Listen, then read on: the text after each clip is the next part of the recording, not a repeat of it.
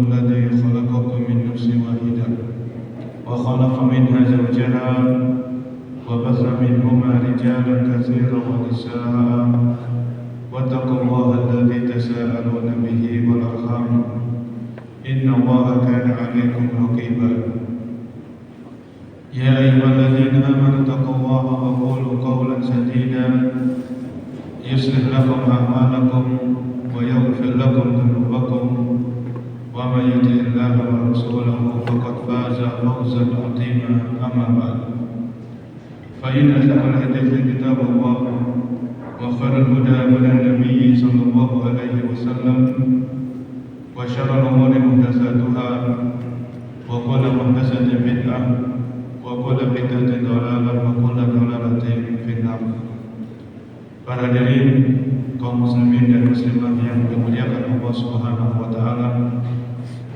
Alhamdulillah pada pagi hari menjelang siang di hari ini kita masih diberikan taufik, diberikan kemudahan, diberikan pertolongan oleh Allah Subhanahu wa taala untuk melangkahkan kaki kita di tempat yang mulia, di bulan yang mulia dan untuk tujuan yang mulia. Kita melangkahkan kaki kita ke salah satu rumah di antara rumah-rumah Allah Subhanahu wa taala. Dan kita berada di bulan yang mulia, yaitu bulan Al-Muharram. Salah satu dari 4 bulan yang diagungkan, diistimewakan oleh Allah dan Rasul-Nya. Dan kita berada di tempat ini untuk tujuan yang mulia, yaitu untuk talabul ilm atau menuntut ilmu syar'i. Semoga Allah Subhanahu wa taala menganugerahkan kepada kita ilmu yang bermanfaat sebagai bekal ketika kita menghadap Allah Subhanahu wa taala. Untuk kajian pada hari ini kita akan membahas sebuah tema atau sebuah judul, yaitu adab dan toleransi kepada keluarga yang masih kafir. Adab dan toleransi kepada keluarga, kepada kerabat yang mereka masih belum beragama Islam. Dalam hal ini, para jamaah yang Allah muliakan, kita perlu mengingat bahwasanya Islam adalah satu-satunya agama yang diridhoi oleh Allah Subhanahu wa taala.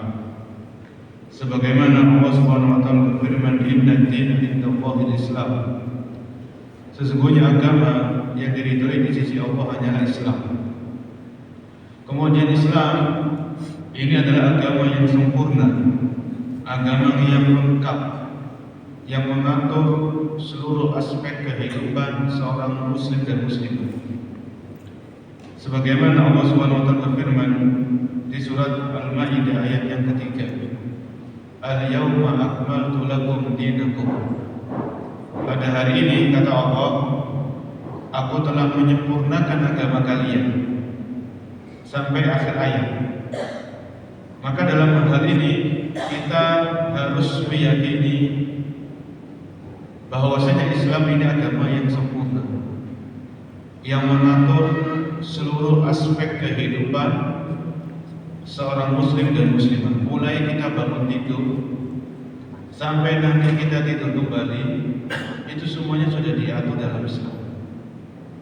Sampai ketika kita masuk ke dalam toilet, masuk ke dalam kamar mandi, doanya apa, kaki mana yang didahulukan, itu sudah diajarkan oleh Islam.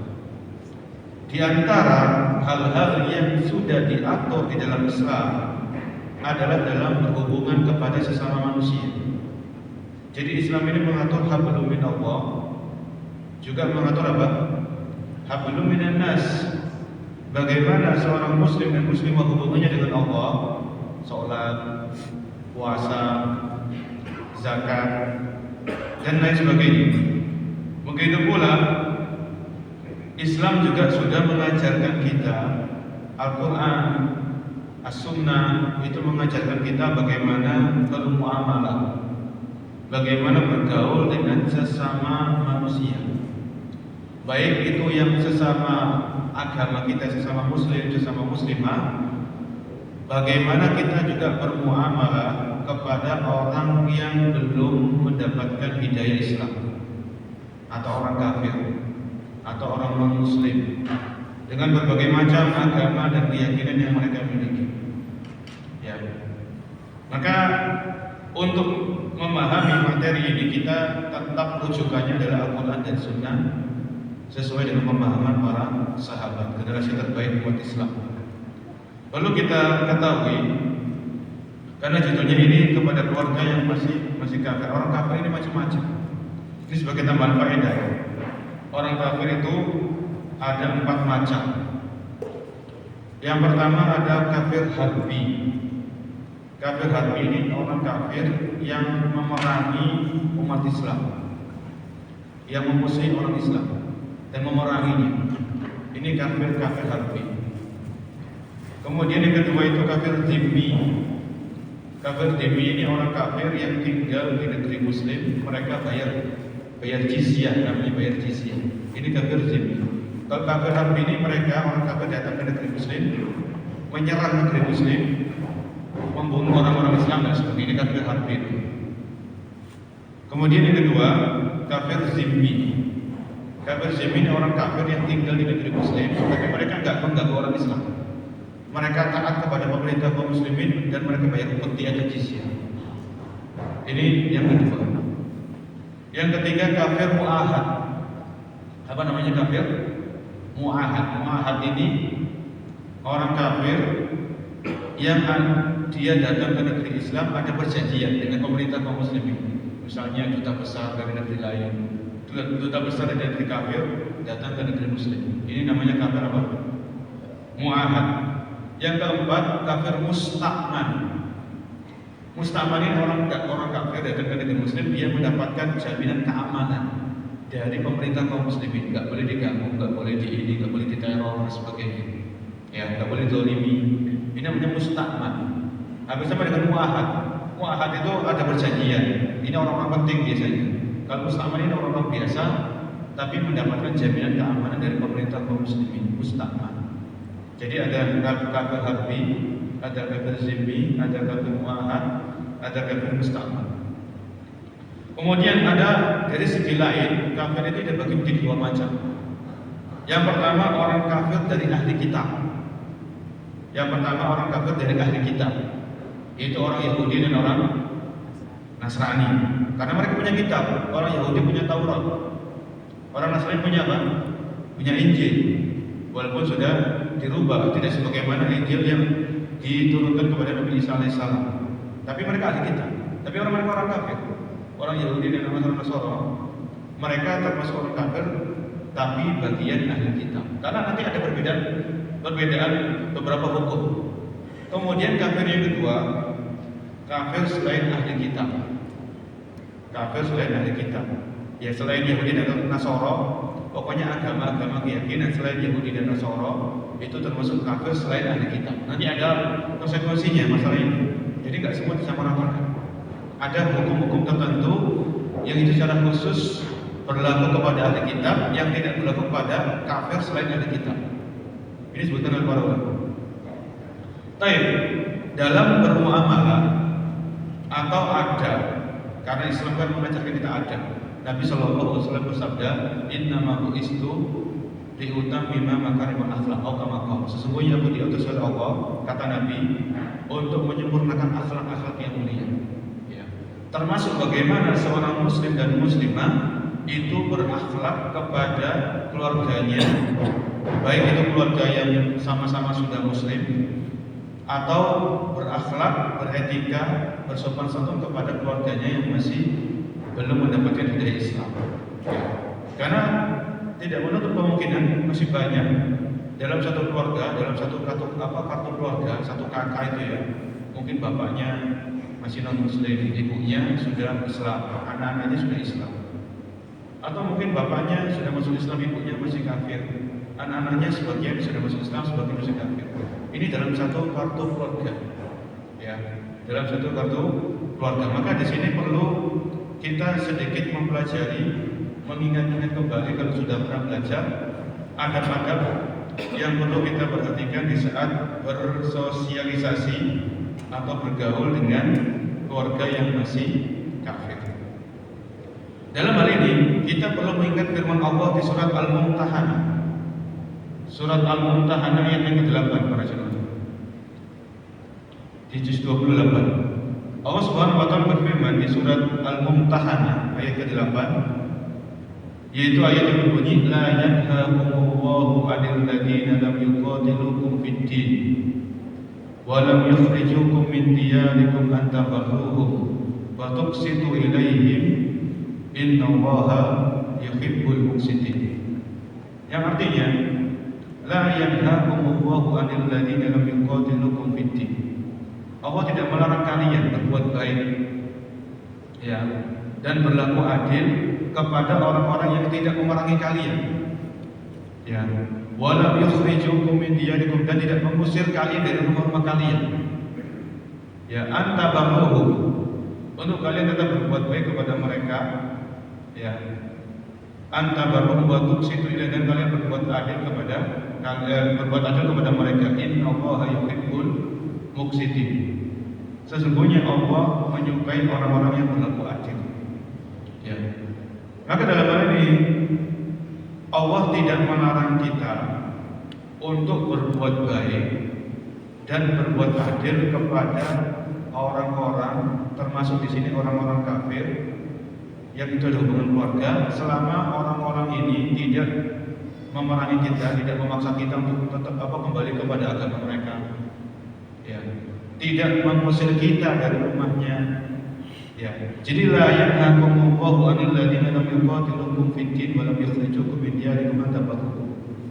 Jadi pada asalnya ini kaidah asal, sebagaimana dalam Al-Mumtahanah ayat 8, seorang muslim itu tetap dianjurkan, diarahkan oleh Allah untuk tetap berbuat baik dan berlaku adil kepada siapapun, ya, baik yang muslim atau kepada non muslim, selama yang non muslim ini tidak memerangi kita. Walam yuqatilukum fid din, tidak memerangi kita, maksudnya ya tidak memaksa kita untuk ikut agama mereka, ya.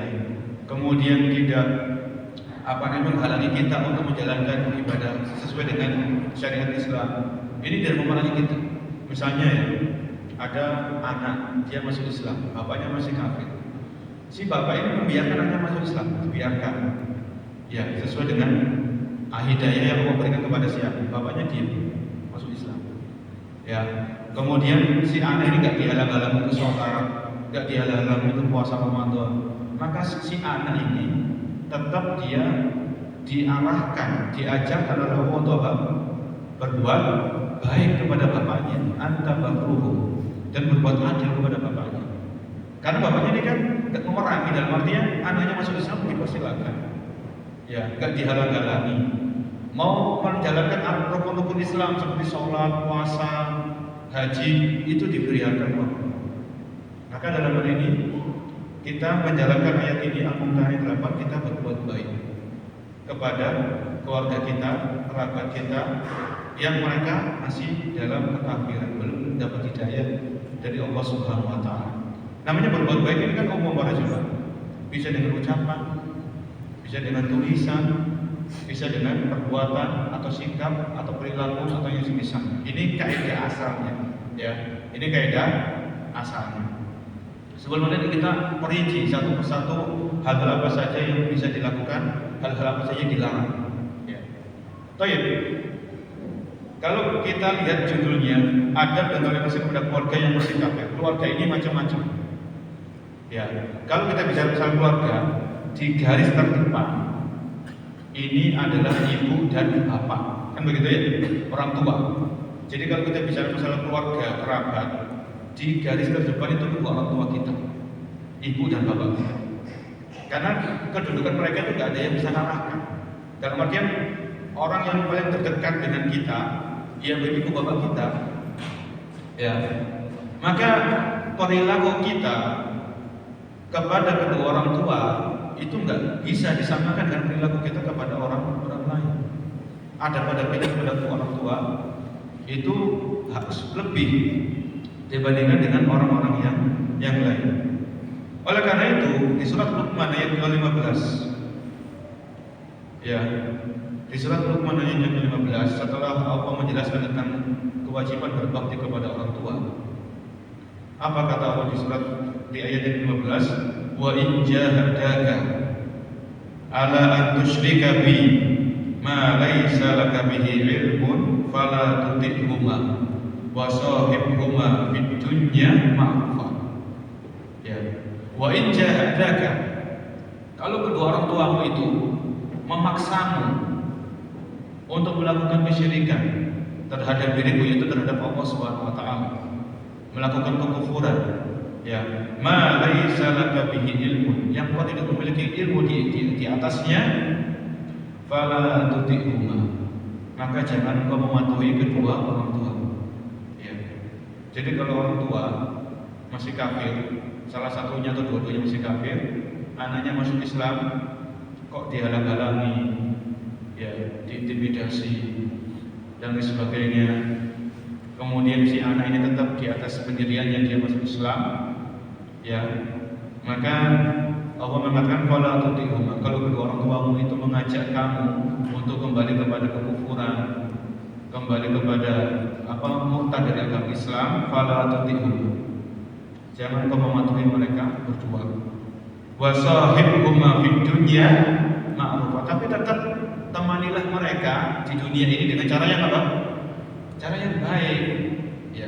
Jadi masalah akidah itu memang nggak bisa dicampur adukan. Masalah akidah, keyakinan ini nggak bisa jadi gaduh-gaduh, nggak bisa. Harus tegas. Ini syirik, ini tauhid. Syirik dan tauhid nggak mungkin bersatu selama-lamanya. Ini sunnah, ini bid'ah. Sunnah dan bid'ah nggak mungkin bersatu selama-lamanya. Ini taat, ini maksiat. Taat dan maksiat nggak mungkin bersatu selama-lamanya. Ya. Jadi dalam masalah akidah Allah tegas. Allah memberikan ketegasan. Fala tuti'hum, jangan kalian patuhi keduanya. Kalau kedua orang tuamu itu mengajak kamu berbuat syirik, ya, kembali kepada kekufuran, keluar dari Islam, ya, atau kalau orang tua kita muslim, kemudian orang tua kita ngajak kita ke dukun ini kan kesyirikan, ya, maka jangan dipatuhi kedua orang tua. Tapi Allah juga mengingatkan masalah adab. Wa sahibhuma fid dunya ma'rufah, tapi temani, maksudnya tetap jaga adab kalian kepada keduanya selama di dunia ini dengan baik, ya, jaga tutur kata, jaga sikap, jaga ucapan, jaga perilaku dan sebagainya, ya. Jadi dalam masalah akidah itu harus ada ketegasan, tapi dalam masalah muamalah, bergaul, berhubungan, maka tetap kita punya adab dan etika, ya. Ini dua ayat yang ada hubungannya dengan pembahasan kita saat ini. Ayat yang pertama ini surat Al-Mumtahanah ayat berapa? Ayat ke-8, dan surat Luqman ayat nomor 15. Ya. Jadi Allah mengkhususkan tentang orang tua ini sebelum ada penjelasan tentang kerabat-kerabat yang lain. Kemudian yang berikutnya, para hadirin yang dimuliakan oleh Allah Subhanahu wa taala, dalam hal berhubungan atau toleransi atau adab, khususnya kepada keluarga yang masih kafir atau belum memeluk agama Islam, maka para ulama punya buku dalam hal ini. Sebenarnya bukunya tebal, ya, yaitu punyanya Al-Imam Ibnul Qayyim. Itu namanya Ahkam Ahli Dhimmah. Jadi Al-Imam Ibnul Qayyim rahimahullah taala itu beliau punya buku yang kalau saya lihat di PDF itu 3 jilid. Ahkam Ahli Dhimmah, hukum-hukum yang berkaitan dengan Ahli Dhimmah. Ahli Dhimmah termasuk salah satu golongan dari orang kafir yang kita sebutkan di awal tadi, ya, Ahli Dhimmah. Jadi orang kafir yang tinggal di negeri Muslim, tapi mereka tidak ganggu orang Islam. Mereka beribadah sesuai keyakinannya, tapi mereka tidak mengganggu orang Islam. Ya. Tapi ada yang meringkas dari buku yang 3 jilid ini, ada yang meringkasnya, ya, itu judulnya Mukhtasar Ahkam Ahli Dhimmah, ya, Mukhtasar Ahkam Ahli Dhimmah. Itu diringkas jadi 80 halaman. Jadi 80 halaman. Baik, poin yang pertama, yang diperbolehkan, hal-hal yang diperbolehkan bagi seorang muslim kepada keluarganya yang masih kafir. Ya, ini pada keluarga dan pada orang kafir pada umumnya. Ya. Yang pertama, ini saya dengan poin-poinnya saja ya. Sebutkan poin-poinnya. Yang pertama jual beli. Ya, jual beli itu boleh. Kita kepada keluarga kita yang masih kafir atau bukan keluarga kita tapi mereka kafir, itu boleh kita melakukan apa? Jual beli, termasuk sewa menyewa dan lain sebagainya. Ya, ini poin katakanlah yang A, itu diperbolehkan kita melakukan jual beli. Ya, tentunya nanti masalah jual beli ini ada pembahasan tersendiri dalam fikih. Jual beli ini tentunya hal-hal yang diperbolehkan, bukan hal-hal yang diharamkan, bukan hal-hal yang maksudnya objeknya ya. Objek ini bukan objek yang diharamkan. Ya. Kemudian yang kedua, di antara hal-hal yang dibolehkan kepada kerabat yang masih kafir atau orang kafir secara umum memberi dan menerima hadiah. Memberi dan menerima apa? Hadiah. Jadi misalnya kita dapat rezeki ini, kita dapat rezeki yang tidak disangka-sangka. Kan rezeki ada dua macam, ada rezeki yang disangka-sangka, ada rezeki yang tidak diduga-duga, tidak disangka. Rezeki yang diduga itu ya orang pegawai negeri kan punya gaji deh, itu sudah diduga sekian, angkanya sekian, nominalnya. Ada yang nggak disangka-sangka. Kemudian kita beli baju, beli makanan, kita kasihkan hadiah kepada keluarga kita yang masih kafir, itu boleh memberi hadiah atau menerima hadiah. Yang menerima apa?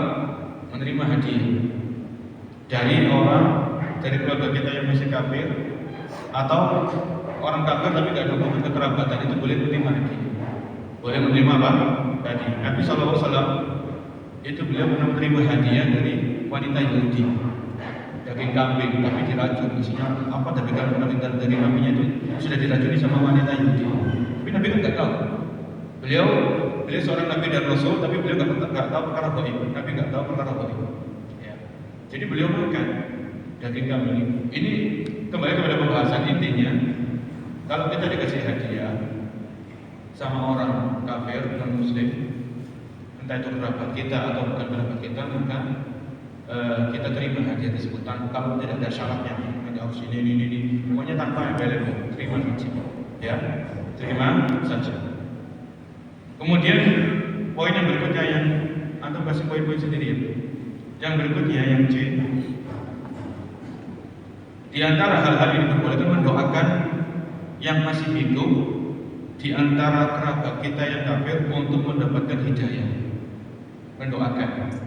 Boleh kita mendoakan keluarga kita yang masih kafir khususnya supaya mereka mendapatkan hidayah dari Allah Subhanahu wa Ta'ala. Ya. Karena kita meyakini yang namanya hidayah itu milik Allah Subhanahu wa Ta'ala. Ya.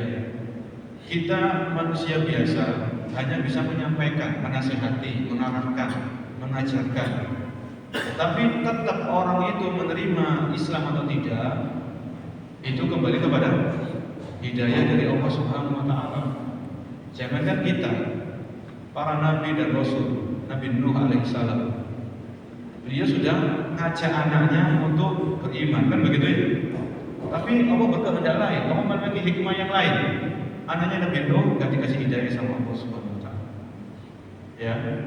Kemudian Nabi Ibrahim, Nabi yang mengajarkan tauhid, berdakwah kepada tauhid, pernah dibakar sama kaumnya. Nabi Ibrahim mendakwahi bapaknya, mendakwahi ayahnya, ya, untuk beriman kepada Allah, beribadah hanya kepada Allah, meninggalkan patung dan berhala. Allah berkehendak lain. Nabi Ibrahim, ayahnya beliau gak dikasih hidayah sama Allah Subhanahu wa Ta'ala. Abu Thalib, pamannya Nabi SAW. Rasul SAW sudah mengajak Abu Thalib untuk masuk Islam, untuk beriman. Allah berkehendak lain. Ya. Jadi poin yang C ini, kita mendoakan keluarga kita yang kerabat yang mereka belum mendapatkan hidayah Islam, supaya mereka diberikan hidayah oleh Allah Subhanahu wa Ta'ala.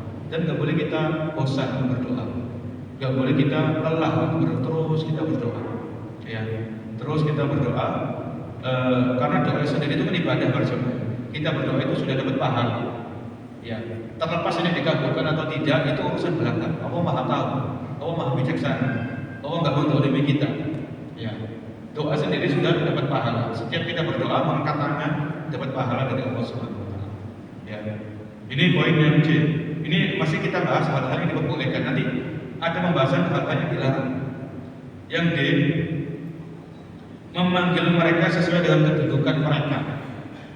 Kita boleh memanggil mereka sesuai dengan kedudukannya atau memuliakan mereka sesuai dengan kedudukan mereka. Misalnya begini, ya, dahulu di zaman Nabi SAW, ketika beliau nulis surat kepada Raja Romawi, apa tulisan, apa isi surat itu? Kan Nabi nggak bisa menulis, beliau orang ummi. Beliau meminta ke sahabat, ila altiminku, kepada pembesar apa kerajaan Romawi. Ini kan berarti Nabi apa? Memuliakan, apa memanggil sesuai dengan kedudukan mereka. Ya. Jadi kalau kita punya kerabat, keluarga yang masih kafir, ya kerabat kita ini mungkin jabat jadi RT atau jadi RW, ya kita memuliakan sesuai dengan kedudukan dalam tanda kutip dalam urusan duniawi ini. Kita panggil sesuai dengan kedudukan mereka. Kalau dia Pak RT ya kita sambut Pak RT dan sebagainya. Ya ini tidak masalah, karena Nabi juga melakukan hal itu. Ketika beliau menulis surat kepada orang kafir, Raja Romawi waktu itu, beliau memberikan apa kehormatan ilah al-tibur kepada yang mulia, yaitu pembesar kerajaan Romawi, yaitu Raja Romawi itu sendiri. Ya. Kemudian yang B, yang berikutnya, boleh memuji kebaikan mereka, boleh memuji kebaikan yang mereka miliki selama ada maslahatnya. Boleh memuji kebaikan yang mereka miliki selama ada maslahatnya. Misalnya kita punya kerabat, ya masih kafir tapi orangnya jujur, orangnya ulet, orangnya amanah. Ya kita sebutkan kebaikannya dalam artian apa adanya nih. Walaupun dia kafir, dalam masalah akidah kita beda. Ya, dalam masalah akidah kita berbeda, dia kafir, kita sudah beriman, Muslim. Ya, tapi orang ini punya kebaikan, orangnya jujur, orangnya sabar, orangnya dermawan. Ya kita sebutkan sesuai dengan apa adanya. Kita nggak menutup-nutupi, itu boleh. Dalam Islam itu diperbolehkan. Ya. Baik, yang berikutnya boleh menyapa mereka selain dengan ucapan salam. Ya, jangan maksudnya begini. Kita boleh menyapa mereka dengan ucapan-ucapan yang bukan selain ucapan salam, selain assalamualaikum. Misalnya kita ketemu sama kerabat yang masih kafir, ucapan selamat pagi, selamat siang, selamat sore, bagaimana kabar Anda itu boleh. Ya, bagaimana keadaan Anda? Ya, tapi jangan kita memulai mereka dengan ucapan apa? Salam. Jangan mengucapkan assalamualaikum kepada mereka. Mereka masih kafir. Mereka belum beriman, belum masuk Islam. Ya. Jadi kalau ucapan-ucapan sapaan selain salam, kata para ulama itu diperbolehkan. Ya, diperbolehkan. Kemudian yang berikutnya, ya.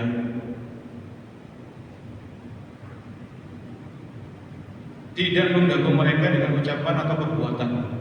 Ya, tidak mengganggu mereka dengan ucapan ataupun perbuatan.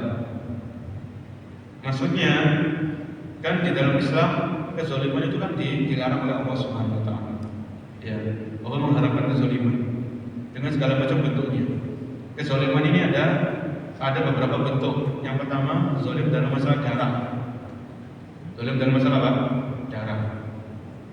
Yang kedua, zalim dalam masalah kehormatan, memfitnah, menuduh, membuli, ya, menyebarkan aib. Ini dalam masalah kehormatan. Yang ketiga, zalim masalah harta. Ya, zalim dalam masalah harta. Walaupun kerabat kita ini mereka masih belum memeluk Islam, dalam artian masih kafir, kita nggak boleh bertindak semena-mena.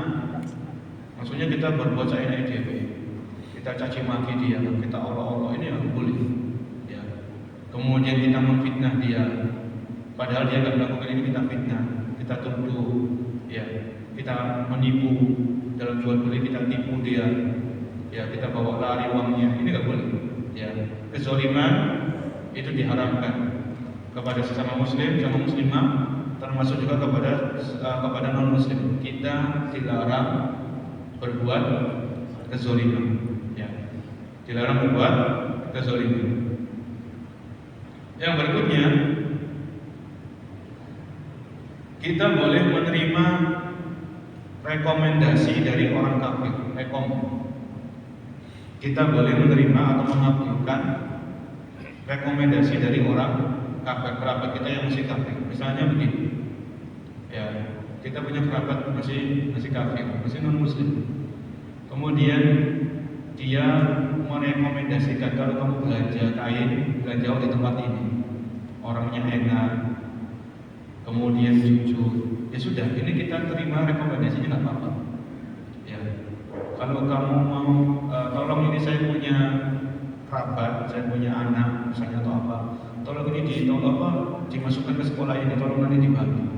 Ya, dalam artian kalau memang anak ini berhak, ya kita bantu, kita terima rekomendasinya kerabat kita yang masih kafir ini, selama memang dia ikut proses, ya, ikut seleksi, ikut ini, itu semuanya dan lain sebagainya. Ya, ini diantara poin yang disebut oleh para, kenapa? Karena dahulu ada orang kafir di zaman Nabi SAW, namanya Mut'im bin Adi.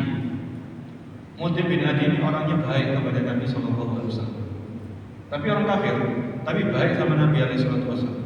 Ya, ketika Nabi Bani Hashim itu diboikot sama orang-orang kafir, nggak boleh ada jual beli, nggak boleh ini, maka Mut'im bin Adi ini orang kafir itu yang menggagalkan pemboikotan ini, yang menyudahi pemboikotan ini. Ya.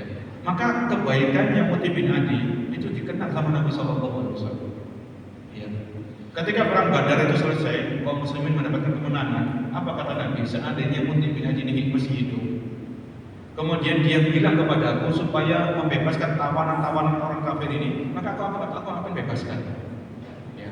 Ini menunjukkan bahwasanya rekomendasi dari orang kafir selama itu memang tidak ada hubungannya dengan akidah dan sebagainya, cuma masalah duniawi, boleh kita ambil. Atau kita kasih nasihat, dikasih arahan, dikasih masukan sama orang-orang kafir, sama keluarga, ya. Maka selama memang pendapat mereka, nasihat mereka itu bagus, tidak ada hal yang bertentangan dengan Islam, maka boleh kita mengambil nasihat, mengambil rekomendasi dari mereka, atau yang semisal. Kemudian yang berikutnya, yang termasuk adab dan etika atau toleransi kepada kerabat secara khusus yang masih kafir, yaitu kita ikut serta dalam kegembiraan mereka dalam hal-hal yang sifatnya dunia. Saya ulangi, disebutkan dalam buku ini, ringkasan Ahkam Al-Itimam di halaman 29. Kita boleh ikut serta dalam kegembiraan mereka selama dalam hal-hal yang sifatnya dunia. Contohnya begini, ya. Contohnya ada keluarga kita yang masih kafir, mereka naik pangkat, dapat jabatan, maka kita ucapkan selamat ya naik pangkat, ya. Semoga bisa menjaga amanah ini, atau dengan kata-kata yang misalnya itu boleh, ya. Atau keluarga kita yang masih kafir ini, dia punya anak, ya, istrinya melahirkan, selamat ya kamu punya momongan baru, dan seterusnya, ya. Ini pokoknya ucapan-ucapan selamat dalam hal-hal yang sifatnya duniawi. Sifatnya apa? Duniawi, murni dunia. Naik pangkat, anaknya diterima di kuliah di kampus ternama, ya, atau diterima kerja di perusahaan-perusahaan yang elit misalnya, itu kita ucapkan selamat sekedar untuk menjaga hubungan baik, itu tidak ada masalah, ya, tidak ada masalah. Ini ucapan selamat kepada orang kafir termasuk keluarga kerabat dalam hal yang murni dunia, ya, tidak ada sangkut paut dengan masalah akidah atau keyakinan. Yang berikutnya, di antara adab atau toleransi kepada keluarga yang masih kafir, ikut sedih dengan kesedihan mereka, ya, ikut bersedih dengan kesedihan mereka. Dalam artian ini masih dalam dunia. Ya, kalau ada kerabat kita mungkin yang masih kafir, kemudian anaknya meninggal dunia, ya kita ikut sedih. Dalam artian sedih, namanya orang tua ditinggal mati anaknya, ya kita ikut bersedih. Ya, seperti yang sewajarnya, ya, yang sewajarnya. Misalnya ada kerabat kita yang masih kafir kecelakaan, ya kita ikut menjenguk, kita ikut menghiburnya dan sebagainya dengan ucapan-ucapan yang sewajarnya, yang tidak bertentangan dengan syariat Islam. Ya, yang berikutnya adalah diperbolehkan kita menjenguk orang yang sakit, baik itu orang kafir yang masih keluarga atau orang kafir yang tidak ada hubungannya dengan keluarga. Ya, jadi tetangga kita orang kafir, dia sakit, boleh kita jenguk, boleh kita jenguk. Apalagi kalau dengan menjenguk itu ada harapan orang tersebut nanti bisa lembut hatinya dan dia bisa menerima hidayah Islam melalui perantara kita. Ya. Pernah Nabi SAW itu beliau menjenguk anaknya orang Yahudi. Ya, bapaknya Yahudi, anaknya itu otomatis masih ikut agama Yahudi. Ya, waktu itu Nabi SAW menjenguk anak ini, beliau jenguk. Ketika beliau menjenguknya, ketika Nabi menjenguk anak tersebut, Nabi sambil menawarkan Islam supaya anak ini masuk Islam, ya, bersyahadat. Maka anak ini lihat ke bapaknya, maksudnya bapaknya yang Yahudi tadi, dilihat ke bapaknya, boleh apa enggak? Akhirnya bapaknya mengatakan atik Abul Qasim, taatilah apa yang diucapkan oleh Abul Qasim. Abul Qasim siapa? Nabi SAW, punyanya Rasul adalah Abul Qasim, atik Abul Qasim. Maka anak itu pun masuk Islam. Ya. Ketika anak ini masuk Islam, Nabi keluar dalam keadaan gembira, senang. Ya, karena ada orang yang masuk Islam melalui perantara beliau Sallallahu Alaihi Wasallam. Ya, jadi memang kalau ada maslahat di situ kita menjaga orang sakit, ya, yang masih non Muslim, kita tampakkan akhlak, kita bawa hadiah, makanan, buah atau semisalnya, ya. Kita ingatkan, ya, supaya sabar, jangan putus asa, tetap seperti itu dengan perkataan-perkataan yang tidak bertentangan dengan Islam, maka ini diperbolehkan. Ya, kita tampakkan akhlak yang mulia. Ya, Islam itu mengajarkan kita akhlak kepada manusia, kepada binatang, kepada tumbuhan, hewan-hewan, dan lain sebagainya. Kemudian yang berikutnya adalah boleh memakan sesembelihan ahli kitab. Ini tadi di awal para jemaah kita sebutkan, orang kafir itu ada dua kategori. Ada yang 4 kategori di awal, ada istilahnya itu 2 kategori. Kafir termasuk ahli kitab, kafir termasuk non ahli kitab. Ya. Kafir ahli kitab Yahudi dan Nasrani. Yang non ahli kitab, ya selain itu agama-agama pokok selain Yahudi dan Nasrani berarti non ahli kitab. Apa sih perbedaannya? Yang diperbolehkan dari sisi mananya? Begini, kalau kita laki-laki Muslim, kita wanita Muslimah boleh memakan sesembelihan ahli kitab. Kita dihidangkan daging, selama bukan daging babi, bukan daging yang diharamkan. Sesembelihan ayam, kambing, sesembelihan. Ya, kita lihat nasi kita ini ternyata orang-orang Yahudi atau orang Nasrani, maka itu sesembelihan ini dihalalkan bagi kita, boleh kita makan. Tapi kalau sesembelihan ini selain non ahli kitab dari orang Hindu, Buddha dan sebagainya, maka jangan dimakan. Jangan dimakan. Itu ada dasarnya, ada landasannya. Ya, ada landasannya. Makanya di sini kita bedakan dulu dari mana ini makanan ini kita peroleh. Kalau itu sembelihan daging dan lain sebagainya. Kemudian kalau ahli kita boleh seorang muslim, kalau masalah boleh ya, dan masalah keutamaan itu beda lagi. Kalau seorang laki-laki muslim itu boleh menikahi wanita ahli kitab. Boleh menikahi apa? Wanita ahli kitab. Selama wanita ini wanita yang menjaga diri. Mohon maaf, bukan wanita yang suka bermain dengan laki-laki atau mohon maaf bahasa kasarnya itu mungkin berzina dan sebagainya. Selama wanita ahli kitab ini menjaga dirinya, menjaga kehormatannya boleh. Kalau masalah boleh. Tapi tetap ya masalah akidah itu kan diutamakan. Kalau seorang muslim ya wanita dengan menikahnya dengan wanita muslimah yang satu akidah, ya sama-sama beriman kepada Allah dan Rasulnya dan sebagainya. Tapi kita bicara masalah boleh. Kata para ulama boleh.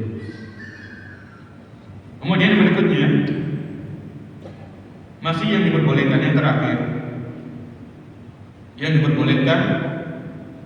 diperbolehkan kita mengiringi jenazahnya. Misalnya ada kerabat masih kafir meninggal dunia, kita mengiringi jenazahnya. Ini yang saya baca di buku ringkasan Ahkam Ahli Dhimma, disebutkan dalam sebuah riwayat dari Umar bin Khattab. Ya, itu kalau kita ada kerabat atau orang kafir yang meninggal, kalau kita ikut iringi dengan jenazah, kita berjalan di depan. Ini jenazahnya, baik jenazahnya di ambulan atau jenazahnya dibawa dipakai kereta dorong atau dipikul, kita jalan di depan, jangan di belakang atau di samping. Ini kalau jenazahnya non muslim. Ya. Kalau jenazahnya non muslim. Tapi kalau jenazahnya ini muslim, kita boleh di depan, di belakang, di samping. Itu kalau kita lihat jenazah muslim itu nggak masalah. Tapi kalau yang saya baca di buku ringkasan tadi, buku yang berbahasa Arab, saya belum tahu sudah diterjemahkan atau belum. Itu riwayat dari Umar itu berjalan di depan. Ya. Ada riwayat yang lain itu ngiringi toh sampai di pemakaman langsung pulang, nggak ikut pemakaman, nggak ikut proses pemakaman, nggak ikut. Ada yang mengatakan dia langsung pulang, nggak ikut proses pemakaman. Ya, ini dalam masalah mengiringi jenazah non muslim, baik itu kerabat, keluarga atau bukan kerabat atau keluarga. Selama dia itu belum beragama Islam, maka kalau kita memang perlu mengikuti, kita ikuti dari depan. Misalnya kita ketua RT misalnya, ada tetangga, ada anggota warga kita yang non muslim, kita sebagai RT mau mengikuti jenazah, jalannya di depan. Kita muslim, ya. Kita muslim jalannya di depan, jangan di belakang atau di samping. Ya. Kalau memang diperlukan, seandainya tidak kita gak ikut iringan jenazah, insya Allah nggak masalah. Maksudnya nggak masalah. Kita tetap menjaga hubungan baik dengan kerabat kita tadi yang masih kafir. Ya, dalam masalah ini kita nggak ikut-ikutan karena memang sudah dalam hal ini mungkin ada sangkut pautnya dengan masalah akidah. Ya, jadi lihat keadaan. Kalau memang ada maslahatnya, kita ikut-ikutan dengan jenazah, tapi kita jalannya di depan, maka kita ikut. Kalau nggak ada maslahatnya ya sudah.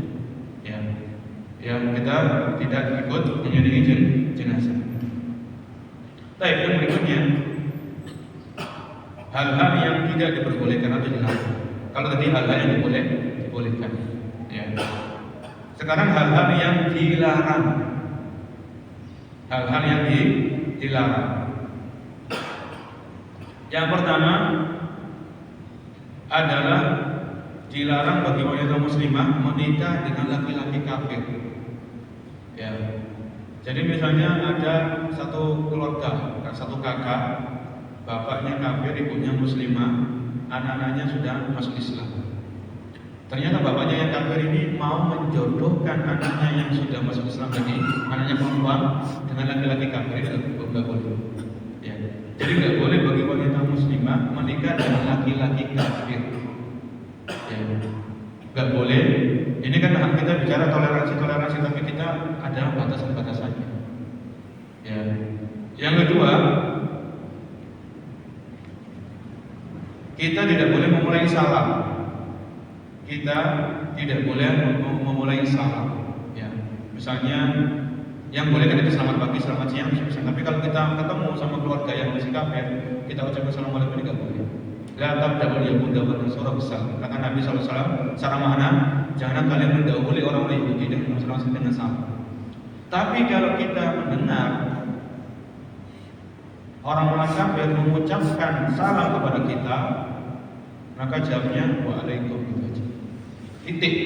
Enggak usah waalaikumsalam warahmatullahi wabarakatuh. Waalaikumsalam itu aja. Ya. Ini jawabnya seperti itu. Kemudian kalau yang ketiga ya, atau yang berikutnya sampai kata sendiri nomor berapa? Yang berikutnya, kalau ada keluarga kita yang kafir bersih, ya dia bersih karena dia bergaul dengan orang-orang Islam. Kalau dia bersih baca apa? Alhamdulillah. Kita nggak boleh mengucapkan kamu ini orang kafir loh, nggak boleh. Tapi kita boleh mengucapkan yahdikumullah, itu boleh. Karena itu isinya doa untuk apa? Hidayah. Langsung saja yang yahdikumullah. Yuslihu balakum, enggak apa-apa sama yuslihu balakum. Ya. Ini perlu diperhatikan. Ya. Karena yarhamukallah ini khusus sama muslim. Kalau wanita ya sama muslimah gitu. Ya. Ini perlu diperhatikan. Jangan latah ya. Jangan latah. Tapi yang berikutnya, termasuk yang dilarang adalah ikut-ikutan dalam perayaan keagamaan mereka. Ikut-ikutan gembira, senang-senang di hari-hari raya mereka. Baik itu hari ini, pokoknya dalam perayaan-perayaan mereka yang sifatnya agama. Dengan berbagai macam keyakinan dan agama. Pokoknya dalam masalah perayaan agama kita nggak boleh ikut-ikutan. Ikut senang-senang, ikut gembira, apalagi mengucapkan selamat, ini tidak.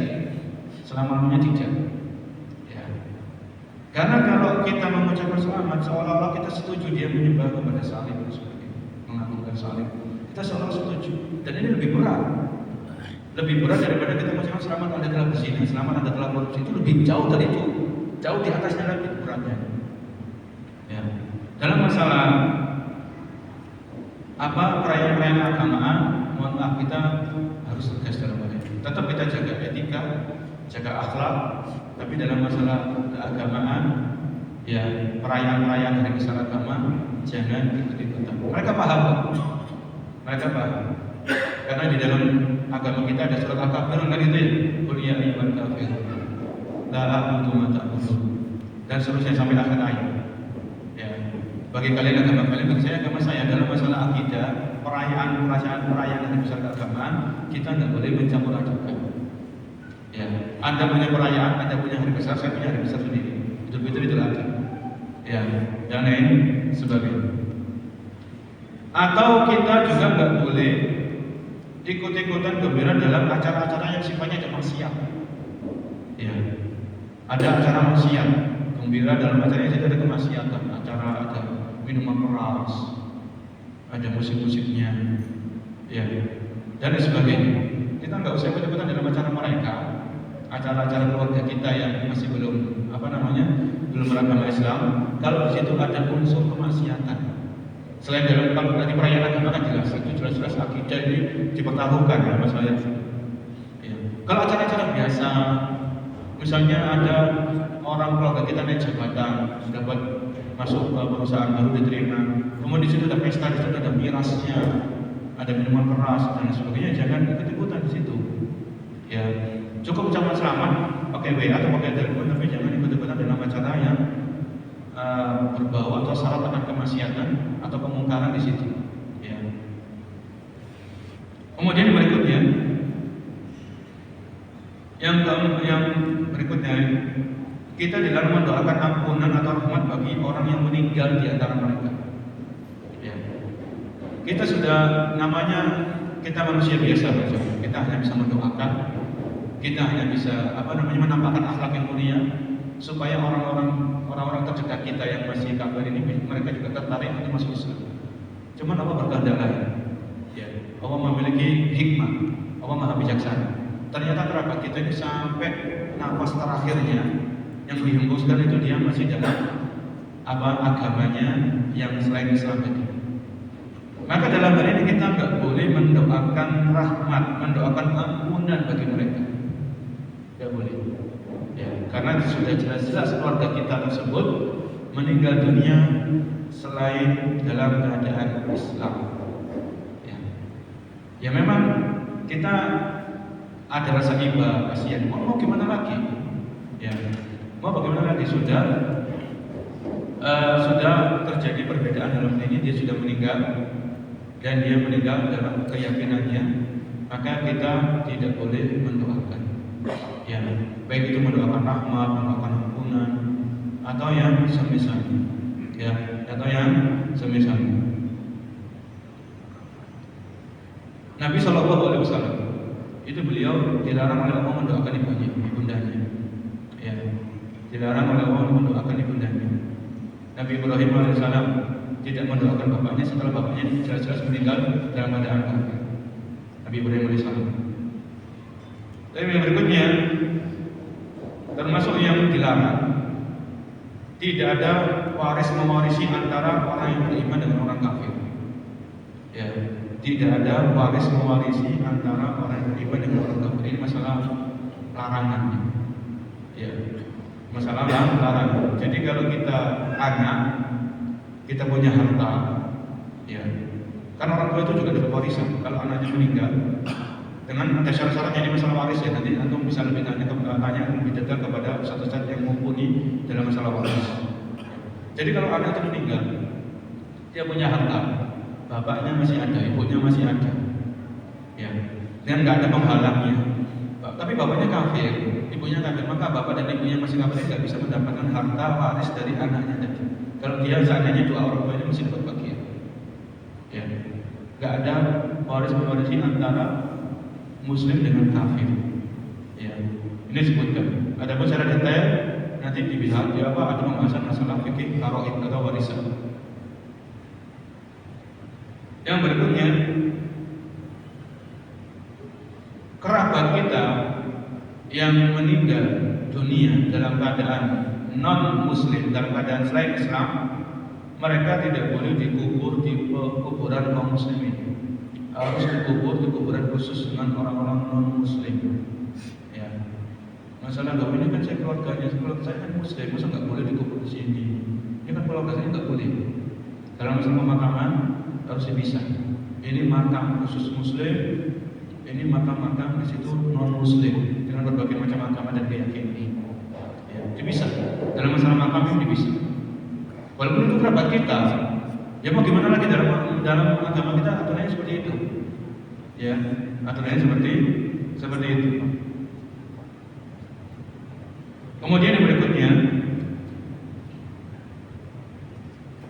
adalah tidak diperbolehkan memberikan jabatan yang penting kepada orang-orang kafir atau non-muslim. Jabatan-jabatan strategis yang di situ ada urusan-urusan kaum muslimin, ada rahasia-rahasia. Ini jangan diberikan kepada orang-orang non-muslim, baik itu keluarga kita atau bukan keluarga kita. Ya. Nanti kembali kepada Al-Maidah ayat berapa? 51, kamu masih ingat kan? Al-Maidah ayat 51. Ya, jabatan-jabatan yang strategis, jabatan-jabatan yang penting, yang di situ mengatur hajatnya kaum muslimin secara banyak. Ya, itu jangan dikasihkan kepada orang-orang kafir atau non-muslim. Ya. Kalau misalnya jabatan tertentu atau tugas-tugas tertentu atau pekerjaan-pekerjaan tertentu, ya, itu silakan. Pekerjaan yang mungkin yang biasa-biasa saja, itu silakan diberikan kepada non-muslim. Terkadang ada syubhat seperti ini, syubhat itu kayak kerancuan. Kenapa karyawan sampean itu kok orang-orang non-muslim? Kok nggak milih orang-orang Islam sebagai karyawan atau pegawai sampean? Ya, sebagian syubhatkan karena orang-orang non-muslim itu lebih amanah kan itu ya, lebih tepat waktu. Dan orang-orang Islam kadang dia nggak amanah, mencuri, datangnya terlambat. Tuh. Jangan seperti itu. Kalau orang Islam paham akan ajaran Islam, sebenarnya Islam mengajarkan kita amanah atau tidak? Mengajarkan kita untuk amanah. Islam mengajarkan kita disiplin atau tidak? Islam mengajarkan kita untuk disiplin. Ya. Jadi jangan langsung cari pegawai yang non muslim, cari pegawai yang muslim dulu, yang paham akan ajaran Islam, yang taat kepada ajaran Islam, yang amanah. Itu ada orang seperti itu. Jangan gegabah, jangan menggampangkan begitu saja. Ini diantara fatwanya Syekh bin Baz rahimahullah taala. Jangan langsung menggampangkan. Ya. Jangan langsung menggampang. Insya Allah ada orang-orang yang beragama Islam, yang mereka juga amanah, yang mereka juga disiplin, dalam kemudian mereka juga profesional dalam pekerjaan. Itu ada. Kalau kita mau mencari, memang ya mungkin agak sulit dan sebagainya, perlu waktu, ya perlu ngecek dan sebagainya. Tapi itu insya Allah masih ada. Apalagi dengan tersebarnya ilmu misalnya, tersebarnya kajian-kajian. Ya bahwasanya orang Islam itu jangan KTP-nya tuh Islam, tapi pelajari Islam. Bagaimana akidahnya, bagaimana ibadahnya, bagaimana muamalahnya, bagaimana jual belinya, bagaimana sewa menyewanya, bagaimana menggadaikan, gadai. Itu semuanya sudah diatur dalam Islam. Kan kita yakin Islam agama yang sempurna. Ya. Sampai dalam masalah kamar mandi itu sudah ada aturan mainnya. Ya. Baik. Yang berikutnya,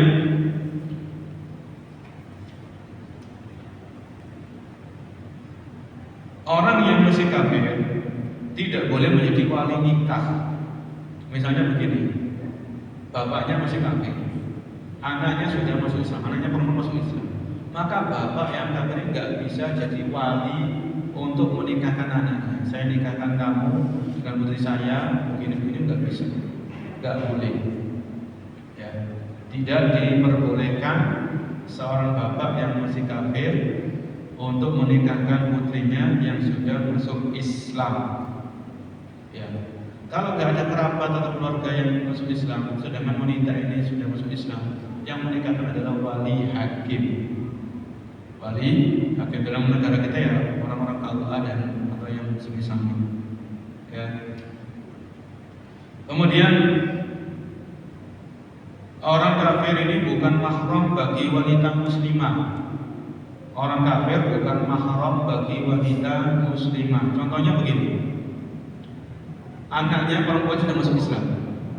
Ya, anaknya ini mau safar ke Jakarta, ada keperluan tugas kuliah atau apa urusan. Bapaknya masih kafir. Maka bapak yang kafir ini tidak dianggap sebagai mahram yang sah bagi wanita muslimah ketika dia safar. Sebutkan dalam halaman 47 di buku ringkasan tadi. Kenapa? Ini pendapat yang kuat ya, karena mungkin ada beberapa pendapat bahwa alam soal. Ya.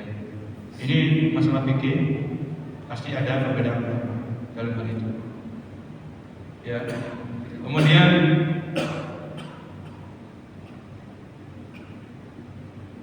yang berikutnya, tidak boleh membantu misalnya membuatkan kue dalam perayaan-perayaan agama mereka. Jadi kita memang nggak ucapkan selamat.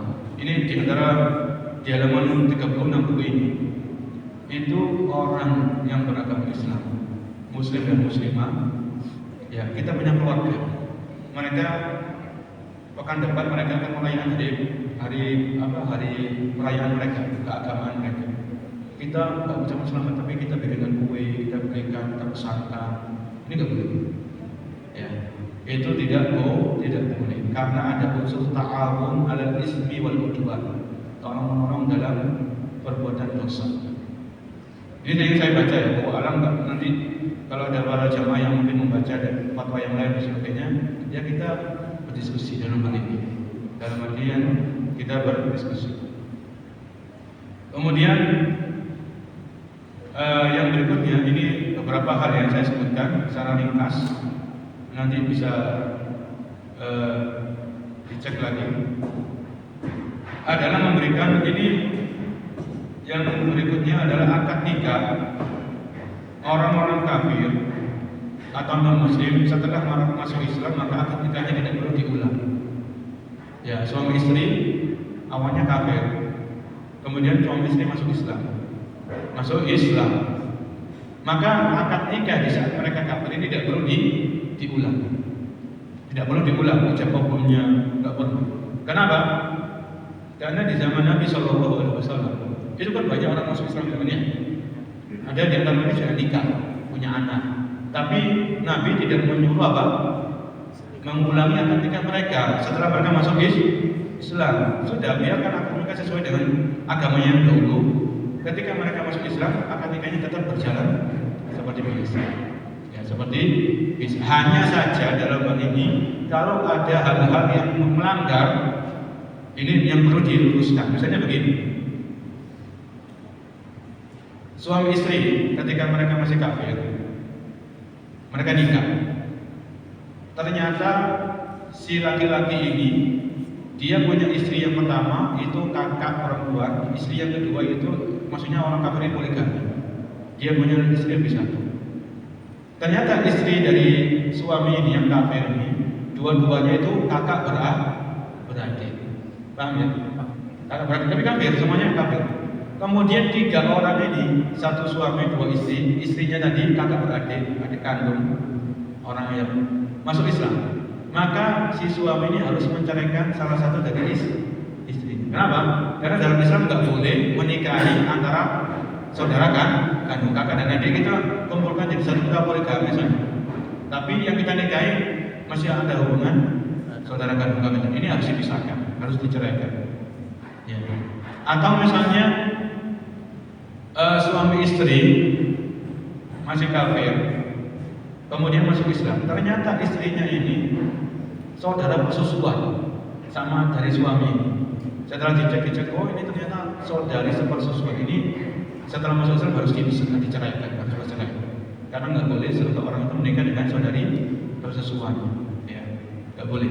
Kecuali itu pada asalnya orang yang beragama non Islam. Ketika mereka masuk Islam, maka akad nikahnya tetap sah. Biarkan begitu saja. Setelah masuk Islam, kalau ada hal yang melanggar, baru dibenarkan, diluruskan.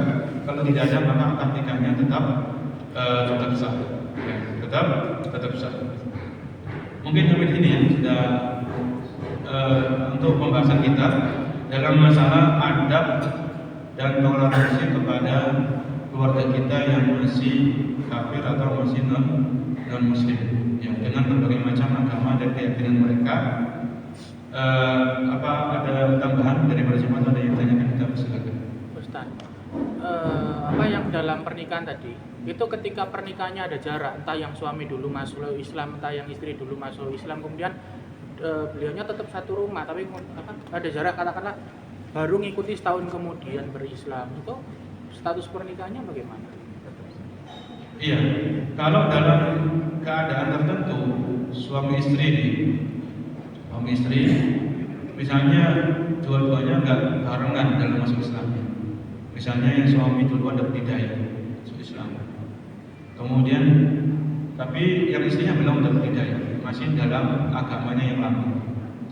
Ya, dalam hal ini bagaimana hubungan dua orang suami istri ini yang beda agama, beda keyakinan, selama yang istri ini masih di agama yang lama dan mereka tinggal satu rumah, bahwa alam saya belum tahu. Saya belum bisa menjawab untuk saat ini. Ya. Karena sudah, kalau dari awal kan nggak boleh. Kalau dari awal laki-laki wanita muslimah dilarang menikah dengan laki-laki yang kafir. Ya.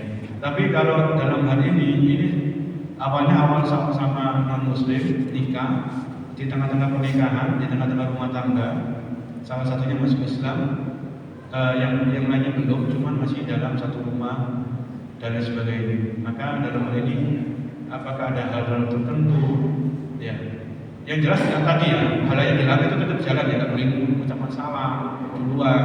Pokoknya hal yang dilarang itu berlaku, walaupun suami istri tapi sudah beda agama. Hal-hal yang dilarang yang seperti tadi di awal di pembahasan kajian kali ini itu berlaku untuk kepada semua orang non muslim, baik itu ada hubungan keluarga atau tidak ada hubungan keluarga. Ya. Adapun nanti status pernikahannya bagaimana dan sebagainya, ini saya belum mempelajari. Termasuk dalam pengasuhan anak. Jadi ini tadi di halaman ini, halaman 55 buku ini, cuma saya belum belum selesai membaca karena waktunya yang mepet tadi. Dalam pengasuhan anak sudah diatur. Ya, bagaimana kalau suami istri ini yang awalnya non muslim dua-duanya, salah satunya masuk Islam, satunya masih dalam agama yang lain. Dalam pengasuhan itu dibahas, cuma saya belum baca, mohon maaf. kajian berikutnya. Insya Allah mudah-mudahan. Jadi lengkap para jemaah dalam bukti ini itu insya Allah sangat-sangat mudah dalam mengasuh anak. Ya, nanti nasib anak-anak ini di akhirat bagaimana anak-anaknya orang-orang musyrik, anak-anaknya orang-orang non muslim kalau mereka meninggal nanti di akhirat gimana itu dibahas dalam buku ini tadi. Yaitu ini yang saya baca ini kasarnya ya. Kalau saya baca yang berjilid-jilid tadi itu perlu waktu memang sampai 3 jilid atau ya 1 jilid itu mukadimah, pembahasan jilid pertama itu pembahasan, jilid kedua itu pembahasan. Itu luar biasa. Para ulama kita dahulu sampai sangat detail mereka membahas dalam masalah hubungan antara seorang muslim dengan ahli dhimma, yaitu orang-orang kafir, ya, orang-orang kafir atau orang-orang non muslim. Baik, saya kira cukup ya. Ada lagi yang lain? Ya. Oh, ada Perempuan. Perempuan. Perempuan. Monggo yang apa dulu? Ustaz. Iya, silakan. Ustaz, kodrat Allah 42 tahun yang lalu, saudara ipar saya, ibu, bapak, dan semuanya itu murtad Ustaz. Kita juga dulu di prospek, alhamdulillah nggak bisa. Terus bagaimana sih Ustaz? Sebetulnya kita itu harus bersikapnya. Karena dua saudara ipar anak itu yang satu jadi pendeta di Palembang dan ada lagi yang satunya itu jadi penginjil. Nah, hubungan kita itu anak sudah berusaha Ustaz untuk baik-baik itu sama dia, tapi dia itu sudah tidak enak karena kita tidak pernah mengucapkan Natal. Kedua, kalau dia ulang tahun kita juga tidak pernah datang, tidak pernah mengucapkan juga. Dari hal-hal seperti itu dia itu jadinya itu gimana ya, kita itu rasanya ya tidak enak gitu Ustaz. Bagaimana sih kita itu harus bersikap Ustaz sebetulnya. Terus yang kedua Ustaz, setelah kedua orang tua kami itu meninggal, itu kan ada warisan. Nah, anak dulu itu tidak tahu ilmunya Ustaz. Dan anak dulu belum mengenal sunnah. Dan kajian-kajian yang kita ikuti saat itu tidak mengajarkan bagaimana kita harus menerima warisan itu. Nah, anak itu menerima warisan Ustaz. Apa uang warisan yang pernah 42 tahun kita terima itu harus kita keluarkan Ustaz. Sementara itu Ustaz, pertanyaan apa? Baik, para jemaah yang Allah muliakan, berkaitan dengan hubungan kekeluargaan dengan saudara ipar, entah itu kakak ipar atau adik ipar, yang dimana saudara ipar kita itu mereka murtad, berbeda agama, ya, dan agama apapun yang semisalnya, pokoknya dia keluar dari agama Islam. Setelah mereka berbeda agama, hubungan antara kita dengan saudara ipar ini agak menjauh, ya, agak renggang. Seharusnya apa yang perlu kita lakukan dalam keadaan seperti ini? Ya, tetap keadaan kita itu para jemaah harus kita berpegang teguh dengan ajaran agama kita, yaitu Islam. Ya, terus dalam artian kalau kita lihat fenomena atau kejadian yang menimpa siapapun, keluarga kita, kerabat kita, atau orang lain, yang mereka kok tiba-tiba kita dapat kabar mereka berbeda agama, berbeda keyakinan, mereka murtad, maka di sini pelajaran yang pertama yang harus kita petik adalah kita harus terus memohon keistiqomahan kepada Allah Subhanahu wa Ta'ala. Kan gitu ya. Kita tidak boleh henti-hentinya membaca ya muqallibal qulub tsabbit qalbi ala dinik. Wahai Zat yang Maha membolak-balikkan hati, teguhkan hatiku di atas agama. Karena tidak ada yang bisa menjamin para jemaah.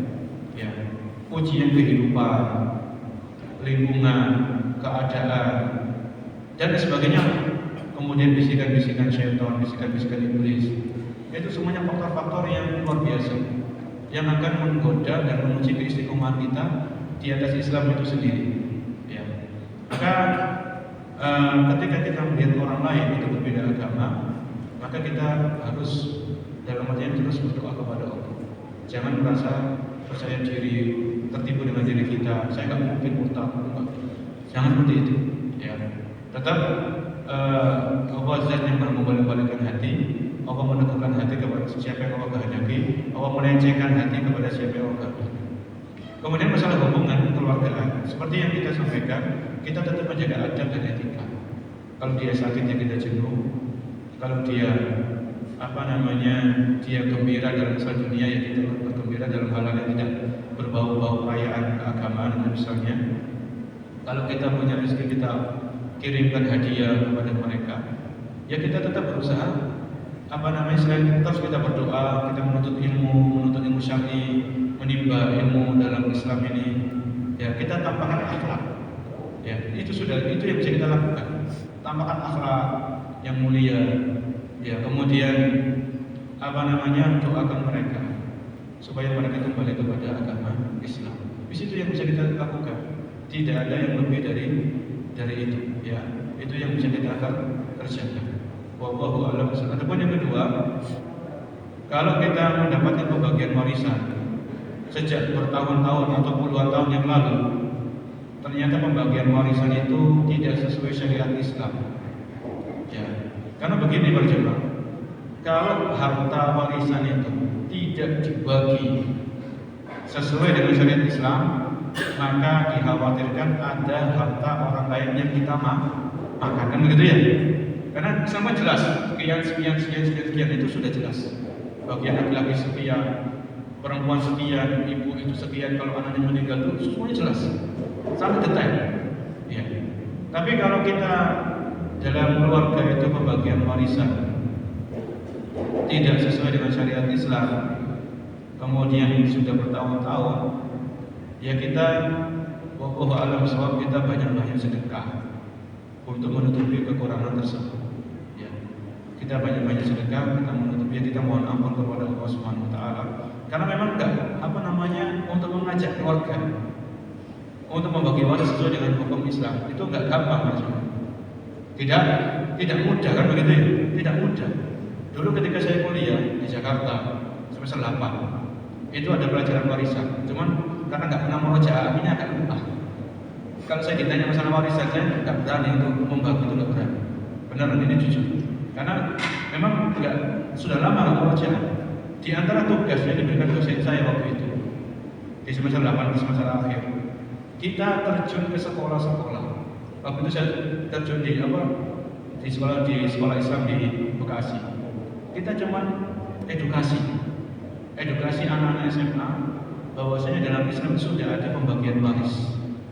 Pentingnya membagi waris sesuai syariat Islam itu cuma edukasi saja, mengingatkan saja, belum dalam masalah perhitungan dan sebagainya.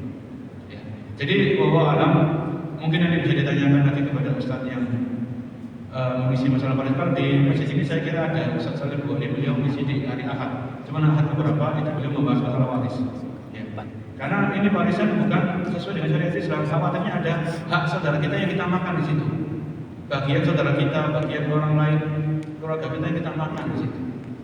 Ya. Untuk menutupi kesalahan, ya dengan bertobat, kemudian dengan melakukan hal yang lain berbuat baik seperti sedekah atau yang semisal. Ya, bahwa kalau memang masih masih bisa dihitung diiling-iling lagi, diingat-ingat lagi, mungkin bisa masih dibagi dengan cara sesuai dengan syariat Islam. Wallahu a'lam bishawab. Pertanyaan terakhir itu. Salah satu poin ini disebutkan dalam hal yang diperlukan keluarga. Salah satunya boleh menjemput wilayah sakit. Dalam hal ini yang saya tanyakan, belum dalam hal biasa sakit itu, kalau di rumah sakit kan gambar salibnya itu Ustaz. Iya. Itu bagaimana Ustaz? Kita mau masuk, apa kita mau tasabun, bagaimana kalau kita ke rumah biasanya ada gambar salibnya kita, terus sikap kita itu bagaimana Ustaz?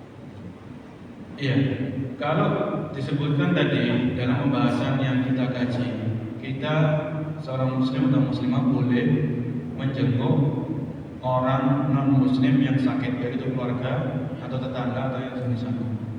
Dalam hal ini, kalau yang sakit orang non muslim ini dirawat di rumah sakit mereka, ada syiar-syiar keagamaan mereka, syiar-syiar yang tampak ya.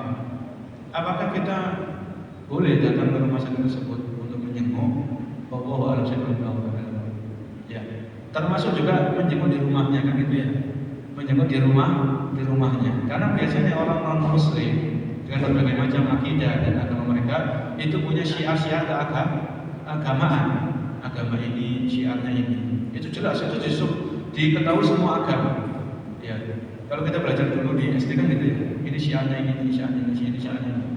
Maka bagaimana sikap kita ketika datang ke rumah mereka dengan syiar-syiar yang menempel di rumah-rumah mereka, di dinding-dinding rumah mereka? Ini wallahu alam, saya belum tahu. Karena yang di kisahnya Nabi SAW, ya, itu ketika beliau menjenguk orang Yahudi, apakah di situ Nabi melihat syiar-syiarnya agama Yahudi? Itu saya belum tahu secara detail dalam hal ini. Yang ada riwayat beliau menjenguk anaknya orang Yahudi. Tapi kalau kita menjenguk itu di situ ada syiar-syiar yang tampak, yang dominan, yang kental, ini saya belum berani menjawabnya saat ini.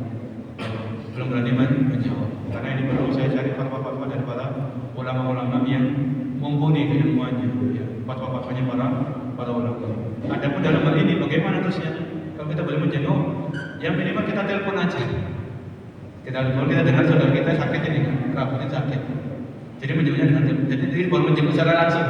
Cuman kita menelpon yang ngasih support supaya dia nggak putus asa dalam sakitnya, dalam arti yang kita ikut bersedih dengan sakitnya. Itu yang saat ini bisa saya jawab. Adapun kalau menjenguk ke rumah mereka, di rumah mereka ada syiar-syiar keagamaan yang tampak, wallahu a'lam, saya belum berani menjawab dalam pertemuan kali ini. Saya kira cukup ya. Mudah-mudahan ini. Mungkin. Tadi kan disebutkan diperbolehkan memakan makanan sembelihan dari orang-orang kita, ya Ustaz. Iya. Lalu bagaimana hukumnya kita memakan masakan dari orang-orang kafir yang peralatannya tersebut telah digunakan untuk memasak babi? Terima kasih. Bagaimana mengkonsumsi makanan dari orang-orang kafir yang alat masaknya mereka digunakan untuk masak apa? Atau makanan yang haram seperti babi atau yang misalnya. Kalau memang kita tahu betul, atau kita namanya dalam Islam ghalabatul dzon, perkiraan yang kuat, dugaan yang kuat, itu namanya ghalabatul dzon. Kalau kita punya tetangga atau kerabat dan kita tahu mereka itu betul-betul mengkonsumsi makanan yang haram seperti babi dan alat-alat masaknya itu dikhawatirkan tercampur, nggak dicuci dengan bersih, maka kita ambil berhati-hatian saja. Kita tidak memakan makanan tersebut. Apakah kita buang? Jawabannya tidak. Dalam arti dibuang tidak, tapi kasihkan ke hewan, kucing atau yang semisalnya. Kan kita makanan itu kan kalau itu boleh kan? Ya. Dalam artian itu kalau makanan terbuang itu saya kurang setuju kalau makanan itu terbuang. Padahal makanan ini kalau kita harus makanan ini ada tercampur dengan yang haram, memang kita nggak boleh memakan. Tapi toh bisa masih diberikan kepada apa? Hewan-hewan atau binatang-binatang yang mereka tidak berlaku hukum halal dan haram. Nggak tahu mungkin bagaimana caranya. Taruh di pinggir jalan, mungkin nanti ada kucing-kucing yang peliharaan itu di tong sampah. Kalau ada kucing-kucing yang memang di situ di tong sampah banyak kucing-kucing yang datang, sehingga makanan itu masih bisa dimanfaatkan oleh makhluk Allah Subhanahu Wa Taala, ciptaan Allah yang lain seperti hewan dan binatang. Wallahu a'lam. Saya kira cukup untuk pertemuan kita pada siang hari ini. Kurang lebihnya saya mohon maaf karena memang masalah seperti ini masalah kontemporer ya. Ada yang kontemporer, ada yang terjadi. Jadi perlu membaca, perlu duduk, perlu mutola'ah dan sebagainya. Kalau ada yang salah, maka saya mohon maaf sebesar-besarnya karena keterbatasan ilmu yang saya miliki dan dari syaitan. Kalau ada yang benar, maka datangnya dari Allah Subhanahu wa Ta'ala. Semoga dengan pembahasan dan kajian kali ini kita bisa lebih menata sikap, yang menata perilaku khususnya kepada orang-orang yang berlainan keyakinan dengan orang-orang muslim, dengan orang-orang yang berbeda agama dengan kita. Bagaimana sikap kita dengan mereka, tetap tampakkan akhlak yang mulia, akhlak yang baik, doakan mereka supaya mendapatkan hidayah dari Islam, dan kita sendiri juga tetap berdoa supaya diwafatkan di atas Islam. Karena Allah berfirman, "Wala tamutunna illa wa antum muslimun." Dan janganlah kalian mati atau meninggal dunia kecuali dalam keadaan Islam, dalam keadaan berserah diri kepada Allah Subhanahu wa Ta'ala. Mudah-mudahan bermanfaat. Kita akhiri. Subhanallah wa bihamdika, asyhadu an la ilaha illa anta, astaghfiruka wa atubu ilaik. Wabillahi taufiq wal hidayah. Wassalamualaikum warahmatullahi wabarakatuh.